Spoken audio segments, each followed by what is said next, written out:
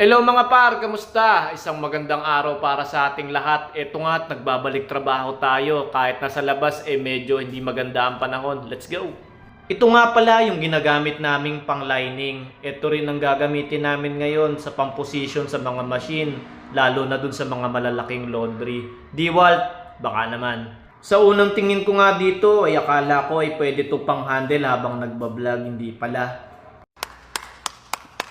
Ito nga palang ibang mga press machine, pansamantalang nilagyan ko muna ng cushion dahil sa itaas nito ay may naggagawa, naglalagay sila ng ducting.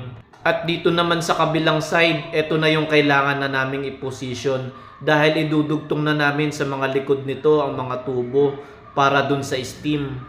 Okay. At kung makikita nyo nga yung kulay green na yan, ayan na yung level na dapat naming sundin para sa pagpapantay-pantay ng mga machine. At dito nga kailangan namin sukatin ang tamang distansya o pagkakalayo-layo ng mga machine. At shout out nga pala dito sa kasamahan ko kay Boyka TV na mala incredible hook ang lakas. So yan, bola lang yan. At syempre, hindi lang din yung rubberized na pintura ang kailangan naming ingatan, pati na rin tong buhat-buhat naming machine.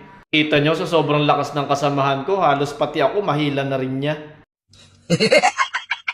At dito nga ay napagpasyahan namin na lagyan na lang ng roller sa ilalim. At para dahan-dahan namin may usog, gigit sa lahat doon hindi masisira yung pintura niya sa ilalim. At dito rin pala ay kinailangan namin tanggalin muna pansamantala ang cover nito para meron kaming kapitan. At dito nga ay sinubukan na namin ilagay ang roller sa ilalim. Itong machine nga pala to ay tumitimbang lang naman siya ng 400 kilos. At sa hindi inaasahang pangyayari,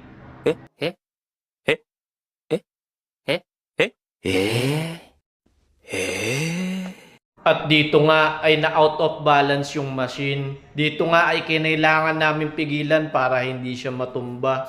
Dito rin ay isa-isa na rin namin tinawag ang aming mga kasamahan. Ngunit maingay yung grinder at sabay-sabay din bukas ang mga blower kaya hindi kami masyadong marinig. At dito nga ay to the rescue agad si Safety. Agad namin sa kanya pinatanggal yung roller sa ilalim kasi nabali yung kahoy na inilagay ko kanina. At dito rin ay dahan-dahan naming itinayo at makapagpahinga muna dahil sa sobrang bigat nga nitong machine. Huwag kang magpahinga! Magtrabaho ka! At yun nga mga par, kung umabot ka pa sa punto ng video na to, huwag mo kalimutan mag-follow, like, and share. At yun nga mga par, hanggang dito na lamang. Ako nga po pala si Kuya Mar TV na palaging nagpapaalala sa inyo na ingat lagi mga par!